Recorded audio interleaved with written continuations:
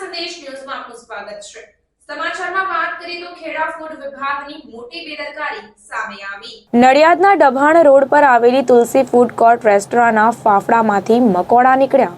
કહી શકાય કે ખેડા ફૂડ વિભાગની મોટી બેદરકારી સામે આવી છે।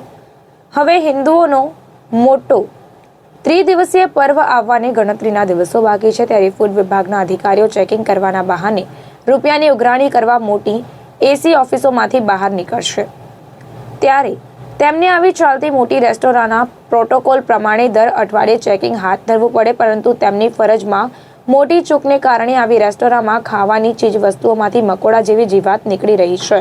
તે જોવાનો પણ સમય નથી। સરકારના રૂપિયે તાગડ ધંધા કરતા સરકારી બાબુઓને ભાન થાય, તેમજ લોકોના જીવ સાથે અટકચાળા કરતી રેસ્ટોરન્ટનું ચેકિંગ સમયાંતરે થાય તેવી લોક માંગ ઉઠવા પામી છે, ત્યારે વાયરલ વિડીયોની પ્રાર્થના સંદેશ ન્યૂઝ પુષ્ટિ કરતું નથી। રિપોર્ટર પ્રતીક ભટ્ટ, પ્રાર્થના સંદેશ ન્યૂઝ, નડિયાદ।